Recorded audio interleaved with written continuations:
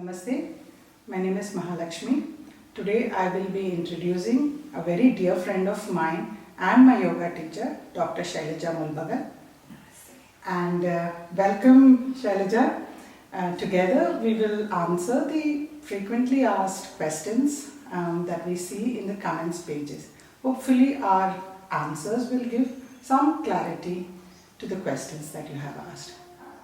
One of the first questions that I have picked up, and I would like this to be answered, is if yoga is not just asanas, what is it? We think of yoga as Ashtanga Yoga, isn't it? 8-limbed yogas. So can you explain more on that? Yeah, so yoga is, there are 8 limbs of yoga in which we have explained the lifestyle of yoga. Yoga is pertaining to your deepest answer to the deepest question, what is life? And how to lead that life so that you will understand the life in its full extent. The 8 parts are, the first part is the Yama, which is the 5 rules of behaving in the society in a harmonious way. Yeah. Second part is the Niyama, which is having discipline, self-discipline, and there are again 5 rules to live in a disciplined way so that we can focus on the next step. Yeah. The third step, each step is an ascending step. So the third step is the asanas, which is very popular, which brings you physical fitness. Okay? These are not exclusive steps, they also incorporate other steps in between, but basically asanas gives you physical health. After asanas comes pranayama. Pranayama is learning about breathing. We assume that we know about breathing, but actually there is more to breathing, and breathing is a tool to bring yourself in harmony with your body, mind, internal self and outer self. Yeah, so we learn pranayama in the 4th step. 5th step is pratyahara, where you turn your senses inwards. Yeah. Yes, when you turn your senses inwards, we usually are happy to look at outer world. Then now here we also balance it with looking inside yourself. Yeah. Okay. After pratyahara comes dharana. Dharana is concentration, right? Yes. Yeah. So initially the concentration is on some object or one point concentration or concentration of breathing. Yeah. Then there is concentration of nothing. Yeah. On nothing. Yeah. Okay. So that is the 2 types of concentration. That is dharana. Yeah. After dharana comes Yeah. dhyana. Yeah. Dhyana is meditation. Yeah. And meditation is different from relaxation. Yeah. In that, in meditation, your mind becomes more and more alert. Yes. Yeah, it gets decluttered. Yeah. And the mind is sort of so alert and awake that you can understand life more in depth, because all the biases, all the previous connotations, all the thoughts, everything gets dissolved, and with a clear clarity of mind, you can focus on the important questions on life, that what experience teaches you and what is the goal of your life. So when you focus on it and when you meditate on it through different techniques, then you get enlightened, and that is the last step of yoga, which is the Samadhi or the enlightenment. Yeah? Yes, that is actually the journey of our life as nature has given us. Yeah. The Ashtanga Yoga has different schools also, isn't it, of teaching. So you have the Bihar school of yoga, the Iyengar school of yoga, the Shivananda style, but those are merely styles and different. Yes. They are not different types of yoga. Not different types. Yoga is yoga. Yeah. As Patanjali described it in his Yes. book initially 2000 years back. Yeah. That is yoga. Yeah. But people emphasize different parts and they are intrigued by different parts. Yeah. So sometimes their style differs a bit. Yeah. For example, Iyengar was more into asanas, which is what I thought. He became an international master because he taught people to be really flexible, doing really amazing things, amazing control. So I thought initially that Iyengar yoga was more focused on asanas. But when you look at it more in depth, he was of course into pranayama. The Pranayama Deepika book is the most detailed book on pranayama. Yes. And then the meditation part also was one of his forte. So I realized that yes, he is teaching the Ashtanga Yoga. And when I saw the Bihar school of yoga, even the Shivananda Yoga, and even the power yoga for that matter, everything realized as they went deeper into yoga that yoga is not complete unless you do whole of the range of yoga. Yeah, Ashtanga is So these are common just styles. across all the schools, and they have never de-alienated themselves from the dharmic way of teaching these postures, the meditation techniques. There could be slight differences in the way it is taught, but the goal, ultimate goal is the nirvana and the question of what is life being answered. Isn't Yes, it, by that's yoga? true. So all these are the tools to change yourself. Yeah. So you are outward oriented and you do not think about yourself. You are a miracle in this world. Yeah. And the more you focus on yourself, you realize your inner power, inner strength. And even in day-to-day life, it is very useful to know that you can change yourself, you can change the world, and you can have variety of life experiences. And in this path, there is a lot of excitement rather than focusing on small little things outside alone. Okay, outside world is of course very intriguing, but the inside world is as intriguing, exciting, and as exciting as this. Yeah. Would you agree with that? Yes, of course. Yes, it has been a very, Nice journey, isn't it? pleasurable journey and a vast ocean. The as wide the outside world is, the inner world of self-discovery is equally vast and deep. Yes. And that is why we can do it for 30 years. Yes. And we can still get excited about it because we are discovering more about our depth. Yeah. Shaila, when we spoke about the Ashtanga Yoga, the first two steps, the Yama and the Niyamas, many people are not aware that they're almost like prerequisites, isn't it? People are not even aware that there is something called a Yama and a Niyama that they should be at least aware of and try to inculcate that. So what are the 5 Yamas and the 5 Niyamas that we can briefly touch upon? Because we always jump on the third step, asanas. Yes. But the first 2 steps, which is the Yama and Niyama, they must be at the back of your mind. Yes. Because once you have some rules, then you don't have to think about it. When you make some decisions, when you think about how to live, then you have those guidelines. And yes, you follow those guidelines and then you are free to focus on yourself. Okay? So the 5 Yamas are ahimsa, satya, astheya, brahmacharya and asana. Now, ahimsa, as you know, is non-violence. So non-violence is one of the practices to live in harmony in the society. You harm somebody, somebody harms you, is not a harmonious way of living in the society for sure. That is the minimum explanation I can give you. You all know about non-violence. Then the second is satya. Satya is truthfulness. You know that the path of asatya always leads you more deeper and deeper into asatya, and then you get entangled into the asatya, and then ultimately you have to, everything breaks out and the satya, the truth comes out. So following the path of truth is an easy thing. Maybe sometimes you don't want to get exposed and so you try to cover up something. But ultimately it comes out in one way or the other way and it might come out distorted. So it is the easiest path in life to be truthful. Yes, that is the second point. Third point is astheya. Non-stealing. Non-stealing, yes. So non-stealing is also again self-explanatory, but it may be used in a small meaning, like not stealing some objects from somebody or not stealing somebody's knowledge. I think that the world, generally we all accept that it's not good to steal, break into somebody's homes, etc. But our yogic texts go very deep, isn't it? When they talk about astheya, non-stealing. Thoughts more, and knowledge, and that which doesn't belong to us is what our masters are trying that what doesn't belong to me, which I should not steal. So I should not even take credit for somebody else's creation or somebody else's idea. Which is why we give credit to them. Yes, which is why I think every practice of our begins with a thank you to our gurus, our rishis, etc. Because that concept is deeply embedded. So we wouldn't want to steal something that does not belong to us directly, not created by us. Isn't that? Actually, stealing doesn't help also, because when you steal somebody's idea, it is half understood it. Yeah. You know, you cannot understand the person who developed that idea Yeah.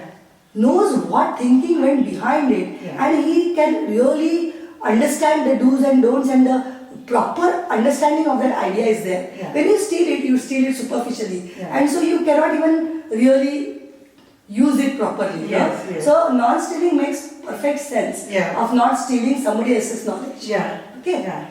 So astheya is a very Intellectual property. also a cultural appropriation, etc. Comes under this category where we look down upon, not crediting something that we have taken from somewhere and repackaging it as our own thing and Definitely. producing.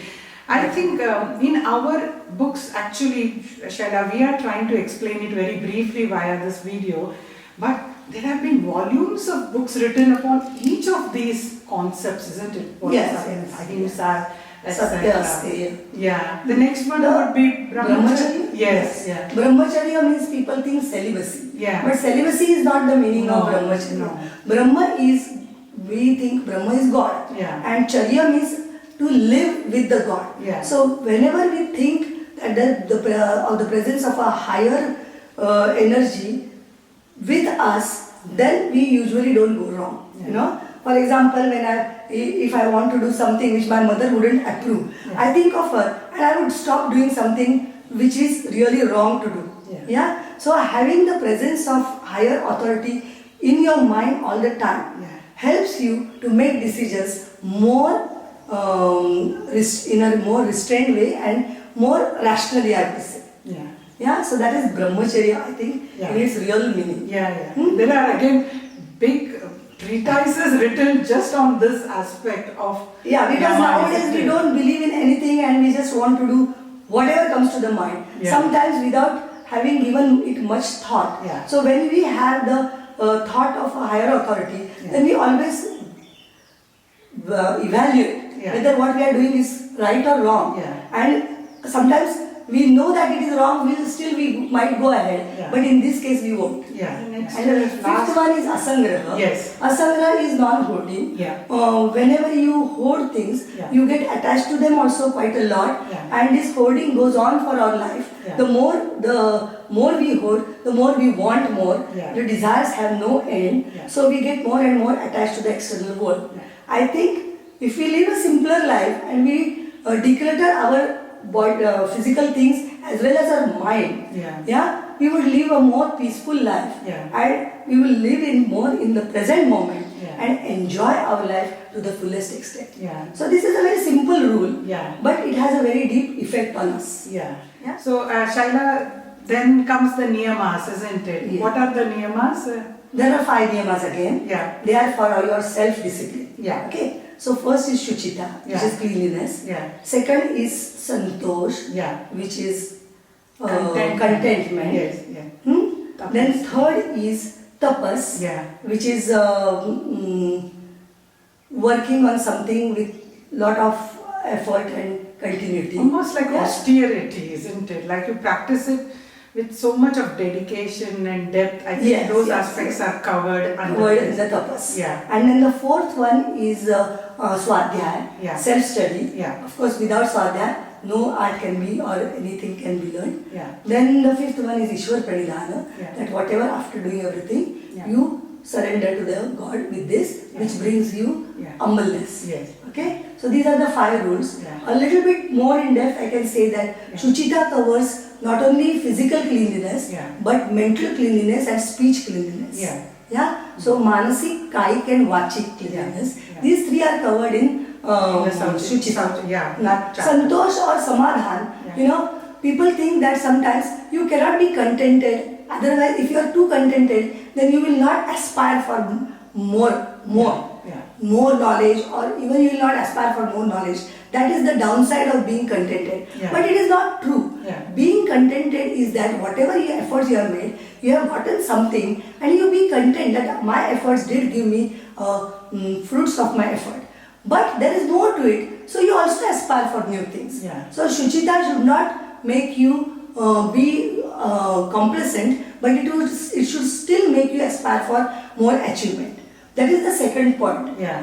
Third point is tapas. Tapas. Now tapas means, actually the meaning of tapas is to burn. Yeah. Burn means what? When the gold is burned, it shines with more purity. Yeah. So we burn our impurities and we shine with our purities. Yeah. So we strengthen ourselves with our strengths, Yeah. and we burn our weaknesses. Yeah. That is the tapas. It needs lot of dedication and working on yourself, Yeah. and what you want to achieve. That is the tapas. Yeah. Okay. Fourth one we said is swadhyaya, right? Yeah. Swadhyaya, everybody knows that anything cannot be achieved unless you work on yourself, be with yourself. So even when we practice yoga, Yeah. you practice with your guru. Yes. But you go home and practice yourself, then you know, hey, I think I did not really understand this. Yeah. Okay. What he made, I remember the words, Yeah. but I don't remember how to apply it. Yeah. So then you go back and listen more carefully. Yeah. So Swadhyaya really helps you So to progress. Swadhyaya, I sometimes think it is the study of the self as well as self-study. Yeah. Like you study on your own, you do your own homework, research, everything, you put in equal, but it is also the study of the Very self. nicely put. Yeah. Yeah, the inner self that we finally aim to in the last one. You know, I wonder. And then last is Ishvara Pranidhana, which reinforces for us that there is the Brahman, the consciousness, etc. That is emphasized by Patanjali by putting it at the last, that without that no study or no journey is complete. Yeah. So Ishvara for Ishvara us, Pranidhana is surrendering everything to God. Yeah. Which, you know, when you get so much knowledge and when you learn something, Yeah. ego starts developing very easily. Yes. And to keep that ego, the ego makes your eyes close to anything new. Yeah. Because you think you are superior. So Yeah. everybody is inferior, what to learn from whom. Yeah. So it is better that you have this surrender feeling, and that surrender feeling keeps your ego in balance, and you are still open and curious like a child to learn new things in the world. Yeah. So this is a good rule for yourself to keep your ego in balance, in check, because of surrender. And because of that surrender, you will always be curious. You will always give hearing ear to the new thoughts, and you will always improve. So, Shaila, that brings me to the next question. Can yoga be practiced by children? Actually, we think of yoga as a preventative practice, etc., isn't it? Can you expand on that, Shaila? Yes. The thing is, yoga helps for the whole life, you know. So earlier you start, like any other skill, it is useful. Yeah. Okay. But I will also try to expand it in the modern context. Yeah. In the modern context, I would like to say that because we are so mind oriented. Yeah. From the age of 5, the child starts going to the school. Yeah. And the children who are extremely flexible, so they probably don't need to learn flexibility from a yoga teacher. Yeah. They are already flexible. But because they are confined to a place and made to sit for long hours, so I see kids of 8-10 years also who are really not flexible. Yeah. So they need that flexibility also. Yeah. They need the discipline that yoga brings into their life. Yeah. Yeah. Today's life is very stimulating. Yeah. Mentally stimulating, physically stimulating. You have to keep choosing in every walk of life. Yeah. Right from what you will eat to what you will do today to which whether you will study today or whether you will go to play today. There are so many questions all the time that a child is always choosing. And there is a lot of confusion and chaos in the mind. So there is a lot of distraction and stimulation. When you do yoga, you always quieten your mind and bring it in the present moment. You are not always planning for tomorrow or you are not always thinking of the past. You have to stay in the present moment. And that is the best lesson you can teach a child right from the age of 5. Till the age of 5, the bones are soft. So you don't teach him to do yoga postures at all. But the most important teaching of yoga, to be in the present moment, that needs to be taught right from childhood. Calming your mind helps you to make better choices. When you do yoga, you are in control of your mind. You are taught to stay in the present moment, and you are taught to focus on yourself. that is the best teaching of yoga, and I think all the children and everybody needs it. Yeah, and also the breathing techniques that are taught can immediately de-stress a child that is appearing for an examination, or they can use those techniques to handle stressful situations. So their reactions will be different. Definitely, if you have been learning yoga, you are not only learning asanas, but you have learned pranayama. So in pranayama, we definitely teach how to calm yourself quickly by abdominal breathing, for example. So if you have a tool like quietening your mind by doing abdominal breathing, then you can use it at any time. Just you are very stressed for the exam and you are sitting there waiting for the paper to be handed over to you. You can just do some abdominal breathing and quieten your mind. And then focus on the paper. Then you will do a better job. Or you have been doing 10 things in your day-to-day life. You know how to de-stress and how to come in the present moment. Come back to your goal, base point, touch the base point by being calm. Again work. Again come back to the base point, calm yourself and go again and do the next work. So this lifestyle change will distress you and not give you the cumulative effects of stress.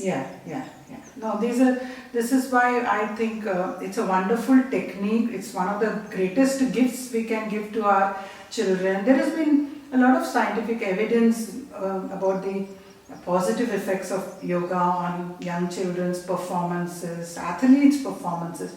So that's an entirely different topic. This volume it is a huge topic. And it covers all the good effects of yoga. And if we know that good habits take you a long way, so doing yoga, bringing yourself into present moment is a extremely important habit which will take you a long way in your life. Shaila, this brings us to the final combination questions. How often and how long should I practice yoga? And then how can working people realistically incorporate yoga into their life? This is a question that many people ask. They don't have the time. How long should they practice, etc. Consistency and frequency is important, isn't it? Can you explain a bit more with your own experiences of being a teacher for such a long time? And teaching such varied people, working people, housewives, older people, children, etc. All age groups and all walks of life, young and old. They are from 5 to 89 years old. And different states of health, you have taught all of them. Definitely. So this question is a little complicated, but it does have a little simplified answer. Yoga needs to be practiced regularly is true. Minimum and maximum, there can be two categories, right? So, of course, maximum you can practice every day. If you want to be a teacher, you have to practice it daily and for long hours. So, I assume that not everybody wants to be a teacher. So, you want to practice, you must know your goal. To achieve that goal, how much to practice. Okay. Now, always the time and intensity are two different things. If you practice it intensely for a few minutes, you can just finish it there itself. Then you have to do it more frequently too. If you practice it for a long time, then you can do it twice a week. That should also be sufficient. So it is how you take out your time and how you want to look at it. You want to do the whole body exercise. Then of course you will have to spend 1 hour. So you spend 1 hour 2 times a week, at the most 3 times a week, and that should be sufficient. I also thought like even 15 minutes practice every day or half an hour practice, if it's something that we can incorporate into our life, that is also very useful. So if your goal is not to be doing yoga, advanced practitioner and all that, your goal is to stay healthy and also get stress free and or sometimes to get rid of some problems, then you can practice little bit but more often. More often means you do the exercise for 15 minutes in the morning, then next day again, then the third day again, or sometimes you do a little bit in the morning and a little bit in the evening. Also is useful. Okay, so at a time you don't have to do for 1 hour. For example, if you are an office going person, you start early in the morning when office going is your goal. You cannot focus on yoga. Never mind that. In the evening you come so tired. then you don't want to practice yoga again. Yeah. In the daytime you are busy working. Yeah. So when do you practice then? Yeah. So if you have a 15 minutes or 20 minutes break of Yeah. lunch, Yeah. yeah, Practice you it. want to leave 10 minutes for lunch, Yeah. you can do 10 minutes of yoga. Yeah. Now, how it will lead from your working condition to your eating condition? Yeah. That I will explain a Yeah. little bit in detail. Okay. Yeah. So now you have worked very hard for 4-5 hours. Since morning you have been moving around, moving physically and also working Mentally, hard yeah. mentally. Yeah. Then you have come to the lunchtime. Yeah. Yes. Now you sit quietly. Oh, lunchtime. Yeah. Yes. I'll do a little bit of yoga and then go for the. Otherwise, we are just in a hurry. We are gobbling up our Yeah, lunch and yeah. rushing through it and not focusing on the lunch, etc. So little more in depth Yeah. that your adrenaline has been very high. Yeah. We have an autonomic nervous system Yeah. where the adrenaline high stops our digestion. Yeah. Okay, it brings the blood circulation towards the muscles. Yeah. So you have been on adrenaline high for such a long time. Yeah. Now you have to go into the eating mode. So where you can digest your food. Yeah. For that you have to stop that sympathetic stimulation. You have to go into a relaxing mode, Yeah. which is the parasympathetic stimulation. Yeah. So to go into the relaxing mode, Yeah. you change the whole of the scenario Yeah. from your active mind and body to calming, relaxing few postures around your chair, Yeah. 5 minutes. Yeah. Okay? And after that, you sit quietly, Yeah. doing your breathing, Yeah. getting the adrenaline level down, Yeah. and turning your mode of body Yeah. from adrenaline high to rest and digest mode. Yeah. Yeah? Once you go into that calm and quiet state, Yeah. your digestive juices start getting secreted. Yeah. The blood circulation goes towards the stomach, Yeah. and then you go to the lunch. Yeah. Yeah. The lunch will be enjoyed more, Yeah. digested better, Assimilated, and then you know. assimilated better. And of course, then you have all the time again to do the rest of the day, Yeah. work for the rest of the day. Yeah. So 10 minutes of effective coming back Yes. from switching from activity mode to inactivity mode Is and also then very, very is powerful, very useful. very powerful. Yeah. And then you don't have these digestive problems and Yeah. cramps and this and that. Yeah. You are preventing lots of problems Yeah. also. So this way, isn't this? yeah, what it you are can trying be to say is incorporated in your life. we really should not be having any excuses because No. it is so conducive to anything we do. We can do, for example, on our commute back, a 10-minute breathing practice, or just before we go to bed, a meditative Yes. calming practice. Yes. Only thing is that, of course, we know that yoga we should be practicing on an empty stomach, not like full. Though there are postures that can be practiced, on a full stomach, for That is example, what- Vajrasana, etc. Yeah. But in general, we can sneak in the yoga practice anywhere. That is why I said however, before lunch, lunch, yeah. because 5 minutes I would like you to do the exercises to calm down on the chair. Yeah. For example, if you are sitting on the chair, Yeah. you can just do your forward bending Yeah. and this. Yeah. You can just do your back bending. Yeah. You can do the twisting just sitting there itself. Yeah. Then you can do stretching your legs. Yeah. Yeah. Even the Okay. sukshma vyayam, like de-stressing. Yes. You rotate your wrist, Yeah. you rotate your ankles. Yeah. Yeah. You stretch your arms up. Yeah. stretch in all directions. Yeah. This, that. Yeah. Forward, back. Yeah. You Take have only done a with few the minutes. exercise. Yeah. Just Yeah. And because you have become active physically, Yeah. so your mind starts becoming quiet. Yeah. After that 5 minutes of physical practice, Yeah. then you just sit, keep one hand on the abdomen, Yeah. and do some abdominal breathing. Yeah. Instant calmness. Yeah. There is a vagus nerve here, gets Yeah. stimulated. Yeah. Instant calmness. We are focusing so directly. switch from activity mode to inactivity mode. Blood circulation going from the muscles towards the stomach. Yeah. Digestive juices are secreting. Yeah. Feeling really hungry, I want to eat. Yeah. And then you go and eat. Yeah. Isn't it a very nice method of Yeah. transition? Yeah. So we can incorporate yoga for working people, youngsters, older people.